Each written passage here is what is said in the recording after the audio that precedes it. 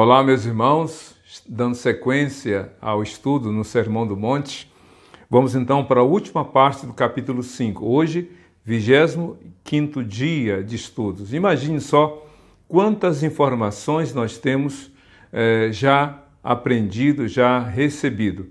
E ainda faltam 2 capítulos, o 6 e o 7. Mas vamos então ver essa última parte. Como você já deve ter observado, essa parte do capítulo 5, a partir do verso 21, o Senhor Jesus faz aquelas afirmações comparativas. Vocês ouviram o que foi dito pelos antigos. E aí ele fala tanto da lei, o decálogo, ou parte dele, como também da tradição, os mandamentos que foram transmitidos de forma oral e depois escrita. E com a nova interpretação e nova aplicação daquilo que fora os mandamentos. Ouvi o que foi dito, amarás o teu próximo, como a gente viu ali no livro de Levítico 29, ou melhor, 19 e 12. Então Cristo aprofunda, Jesus traz princípios que são muito mais profundos na sua compreensão e, sobretudo, na aplicação. A lei, posso assim dizer sem nenhum equívoco, a lei é de fora para dentro. A lei é visível, é audível, é tangível, no sentido de que você percebe a lei através daquilo que é escrito, comunicado, anunciado, sinal de trânsito, guarda municipal, e assim por diante. A gente vê a lei na sua aplicação, só que ela é específica, ela é tópica, ela é temporal e ela é mutável. Já os princípios são profundos, são atemporais, são abrangentes, são imutáveis e são, primeiramente, compreendidos e guardados no coração. A gente não consegue, escute bem que eu vou falar uma coisa muito interessante. Nas cidades por onde você e eu andamos, nós podemos encontrar ou não evidências de leis. Por exemplo, no que diz respeito ao trânsito, em muitas cidades há o semáforo ou o sinal luminoso, dependendo da cidade, ele recebe nomes diferentes. Você vê guarda municipal, você vê, digamos, a lei ali muito evidente, mas em algumas cidades você não consegue enxergar essas leis de trânsito ou seus reguladores, ou seus órgãos que acabam, digamos, checando. Por exemplo, eu conheço cidades do interior de Minas que não tem sinal luminoso, não tem guarda municipal ali para ordenar o movimento dos carros, dos transeuntes, não tem. Mas como é que funciona? É porque existe na mente, na vida dos moradores dessas cidades, esta compreensão. São princípios. Eu soube recentemente que em Brasília é proibido buzinar. É uma prática, é uma cultura. Não se buzina. Não digo que seja feio, mas é uma prática. Não se buzina. Os motoristas de carro não usam a buzina para comunicar, para avisar, para fazer qualquer tipo de aviso. Não. É uma cultura. Então, se a pessoa não consegue ver o regulador de uma lei, ela disse, bom, já que não tem sinal de trânsito, eu vou andar do meu jeito. Não, quem tem princípios. Quem tem princípios não precisa necessariamente de alguém ou de algum órgão regulador ou alguém ali para instruir, porque tem princípios. E a Bíblia, no Velho Testamento, encontramos muitas leis, mas no Novo Testamento encontramos princípios. Eu fiz essa longa introdução porque agora Jesus fala de outra coisa muito interessante, que são também princípios. Diz aqui em Mateus capítulo 5, do verso 46 a 48, assim: Se vocês amarem aqueles que os amam, que recompensa vocês receberão? Até os publicanos fazem isso. E se saudarem apenas os seus irmãos, o que estão fazendo demais? Até os pagãos fazem isso. Portanto, sejam perfeitos, como perfeito é o Pai Celestial de vocês. Que coisa maravilhosa! Cristo está falando desse amor que se manifesta em qualquer lugar, em qualquer ocasião e mais ainda, para qualquer pessoa. Amar é essa a atitude aqui que Cristo está destacando. Você e eu temos que amar. Nós devemos amar. Porque o amor vem de Deus e o amor é o próprio Deus. 1 João capítulo 4 diz lá no verso 8 que Deus é amor. Então, já que Deus é amor, então a minha atitude como pessoa que se declara cristã, aquele que se diz servo de Jesus, deve manifestar esse amor. E então Cristo conclui essa parte do Sermão do Monte, falando sobre a relação com os inimigos. Olha, se vocês amam somente aqueles que amam vocês, é mais ou menos isso que ele diz em outras palavras, que recompensa vocês receberão? Não há sacrifício. Não é difícil amar quem ama você. Não há nenhum tipo de exigência maior, de comprometimento maior, de uma ação maior, de um sacrifício maior, amar quem ama você. Claro! Mas a pergunta não é se isso é certo ou errado. Jesus não está dizendo que é errado amar quem ama você. Você amar quem ama você. Não é errado. Mas ele está dizendo o seguinte, que recompensa há? Se você só ama quem ama você, qual é o sacrifício? Qual é o empenho? Qual é a exigência maior que existe? Nenhuma. Nenhuma. Eu vou fazer uma outra comparação, além daquelas que eu já fiz antes. Você sabe que torque é, digamos, o poder, a capacidade de mobilização que uma marcha, das 5 marchas, tem para colocar o carro em movimento. Quanto maior o torque, maior força que aquela marcha impõe sobre o carro para que ele se movimente. Você sabe que a expressão automóvel, quer dizer, é um carro que se movimenta por si mesmo.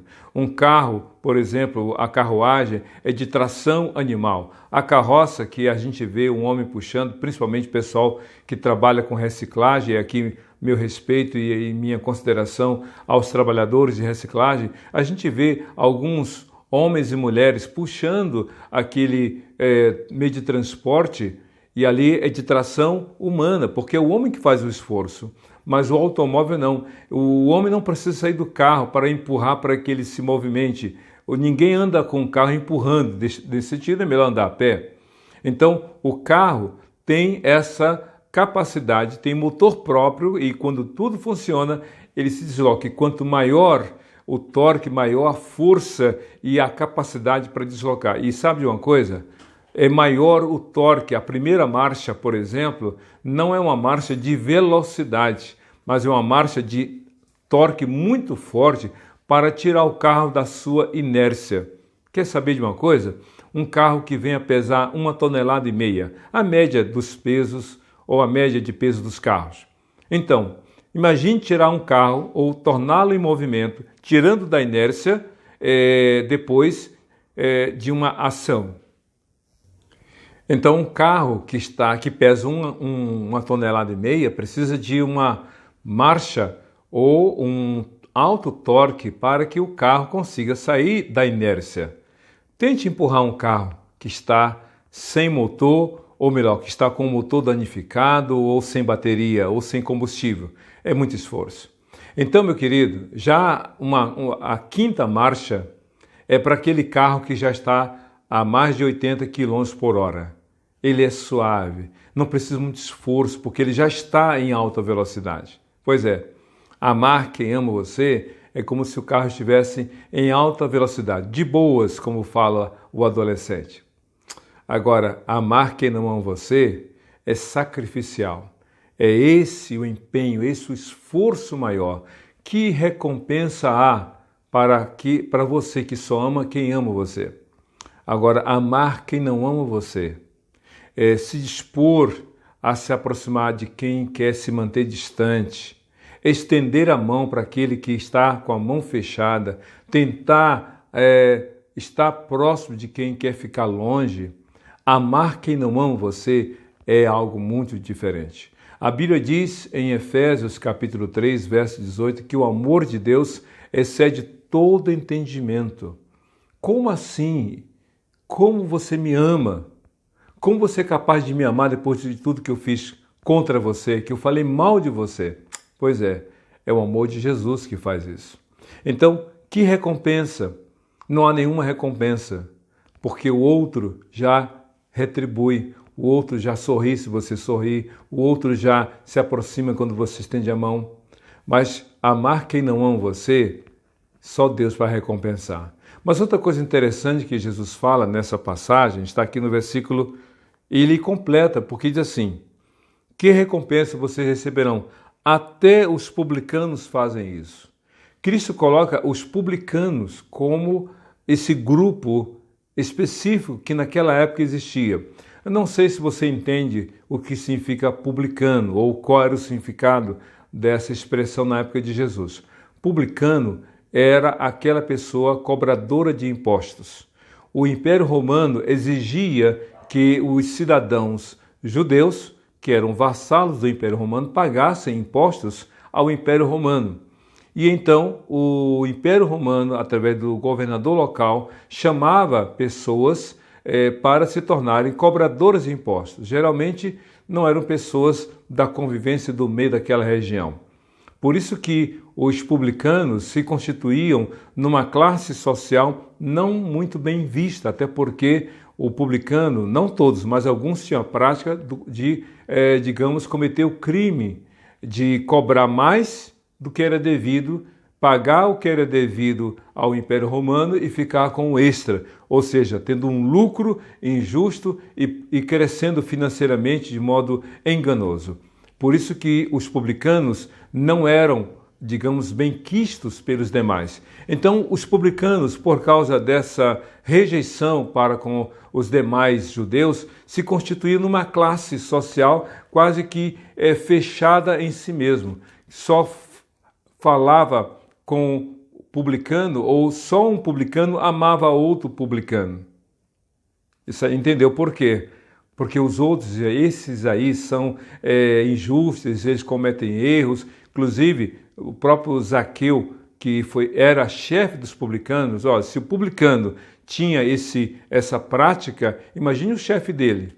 E um chefe de vários publicanos. Era uma pessoa que tinha muita riqueza, e Zaqueu era assim. Só que ele reconheceu seu erro, pediu perdão ao Senhor e manifestou a transformação de vida, realmente passando a agir de modo justo, pagando o que era de direito daquele que ele havia defraudado. Pois bem, os publicanos eram um grupo hermeticamente fechado, digamos assim, na questão social. E somente eles falavam entre si. Eles se amavam porque eles tinham algo em comum ou algumas coisas em comum além da profissão, se é que você me entende. Então Jesus diz, olha, se vocês só amam os que amam vocês, que recompensa? Porque os publicanos fazem isso. Eles se comunicam, eles trocam ideias, eles conversam, estão sempre unidos. Não há recompensa nenhuma. Um publicano amar um outro publicano não era surpresa e não havia nada diferente. Um judeu não publicano amar outro judeu não publicano não tinha recompensa, nada de exigência. Agora, um judeu não publicano amar um publicano, ou um publicano amar um judeu não publicano, se imagina que é algo extraordinário. Por isso que Jesus surpreendeu aqueles que o seguiam, porque ele entrou na casa de Zaqueu.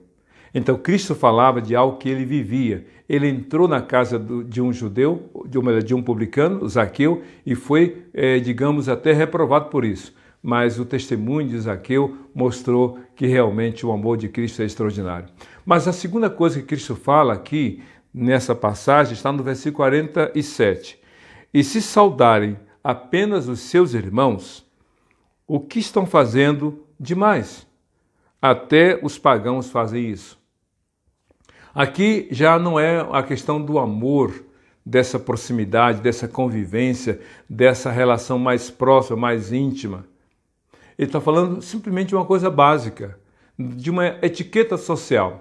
E qual a etiqueta social? Bom dia, boa tarde, boa noite, que Deus te abençoe, sucesso para você, olha, que seja um dia abençoado, você fala para quem você vê na sua vizinhança pela manhã, ou uma noite quando você está voltando para casa e vê o colega na rua. Pois é, Jesus disse, se vocês saudarem apenas os seus irmãos, o que estão fazendo demais? Até os pagãos fazem isso. E aí você pergunta, por que Cristo colocou os pagãos aqui como referência? Porque é o seguinte, na mente do judeu, e Cristo está falando para judeus, na mente do judeu, o mundo inteiro era dividido em duas partes, judeus e não judeus. E esses não judeus também eram chamados de gentios ou de pagãos, ou seja, pessoas que não faziam parte da comunidade judaica, enquanto que os publicanos viviam no meio dos judeus. A prova disso é o próprio Zaqueu, morador da cidade de Jericó, Mateus, que era morador daquela região por onde Cristo andou. Já os gentios não. Os gentios até circulavam entre os judeus, mas os gentios eram proibidos de comungarem, de participarem das festas, das atividades sociais dos judeus, e jamais um gentio ou um pagão poderia adentrar ao templo para adorar a Deus do lado do judeu. Um judeu não sentava à mesa para uma refeição com um pagão. E aí então Cristo fala, se vocês venham a saudar apenas aos seus irmãos, o que estão fazendo demais? Os gentios fazem isso. Ou seja, um pagão, um gentio, poderia muito bem conversar com outro gentio. Um pagão falar com outro pagão. Um judeu dizer bom dia para outro judeu era a coisa mais trivial. Mas Cristo está dizendo o seguinte, façam diferente. O amor de vocês não tem que ser uma coisa fechada entre si mesmo. Olha, meu querido, uma água parada que não se movimenta, que não se renova, vira poça, vira lodo e com o tempo seca. É muito simples.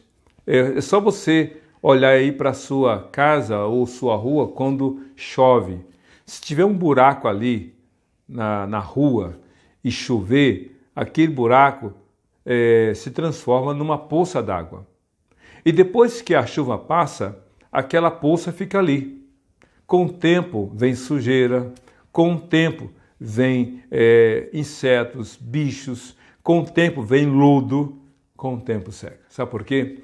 Água parada, que não se movimenta, não se renova. E aí, meu querido, a tendência é apodrecer e secar. Pois é, se você diz que ama Deus, mas não ama seu próximo, só ama aqueles que são da sua intimidade, o que você está fazendo além de mais? Nada. Um judeu saudar um não judeu, é muita coisa que se exige. Um gentio saudar um judeu é algo sacrificial. Eu não vou falar com ele não fala comigo, ele vira a cara para mim. Pois é. Jesus, quando esteve em Samaria, na cidade de Sicar, diz a Bíblia que os seus 12 apóstolos e outros que o seguiam foram à cidade comprar alimento, comprar pão.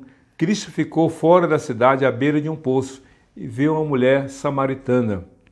Jesus, que é Deus, sabe de tudo, ele conhece tudo, ele começou a conversar com aquela mulher. Quando os discípulos chegaram, eles tomaram um susto. Por que tomaram um susto? Porque, primeiro, um judeu não era eticamente aceito, correto, um homem judeu falar com a mulher judia, ainda que fosse sua esposa. Agora, falar com uma mulher ainda samaritana, pior ainda. De jeito nenhum. Mas eles viram Jesus falando com aquela mulher. E aquela mulher ficou surpresa, porque Jesus falou com ela. Mas ela ficou mais surpresa quando Jesus falou que conhecia a vida dela, que não era correta. 5 maridos já tiveste e o 6º não tem marido. Você falou a verdade. Ela tomou um susto. Jesus falou com ela, sendo ela samaritana. E ainda continuou falando, mesmo sabendo quem ela era. Se o amor de vocês não for maior do que o amor dos outros, e para com esses mesmo, que amor é esse? Por isso que o final dessa mensagem aqui está no verso 48 de Mateus capítulo 5. Portanto, sejam perfeitos, como perfeito é o Pai Celestial de vocês. É preciso que nós entendamos aqui que Jesus não está dizendo que devemos ser, digamos, pessoas que jamais irão falhar, que jamais irão cometer equívocos. Ele não está dizendo isso. Mas ele está dizendo que esse amor, o amor de Deus, que é perfeito, esse amor deve prevalecer em nosso coração. A forma como Deus age deve ser a referência para você e para mim, para todos nós. Não é o vizinho que põe lixo na sua porta que deve ser a referência. Não é aquele que grita, que aponta o dedo contra você, que deve ser modelo de vida. Não é aquela pessoa que te fere, que deve modelar a sua vida. Não. Na verdade, é Deus. Sabe aquela frase que a gente costuma dizer, nunca foi sorte, sempre foi Deus? A gente usa, sabe quando? Quando a gente consegue, quando a gente obtém, quando a gente realiza, quando a gente tem algo de bom, quando a gente tenha um êxito na vida. Nunca foi sorte, sempre foi Deus. É bom dizer isso e é fácil dizer isso.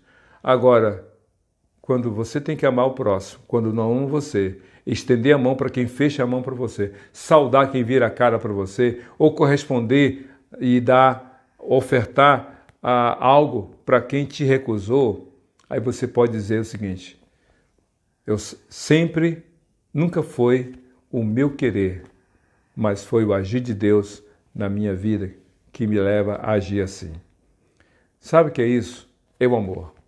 Então, amar, surpreender as pessoas com este amor. Amar sem ser amado. Amar quem não ama você, falar com quem não fala com você. Essa diferença como referência, tendo o próprio Deus. Em Cristo Jesus, Senhor e Salvador de quem nele confia. Que Deus te abençoe. Vamos orar? Deus, muito obrigado porque hoje terminamos o primeiro de 3 capítulos do Sermão do Monte. Foram 25 dias de estudo, de reflexão, de meditação na Tua Palavra.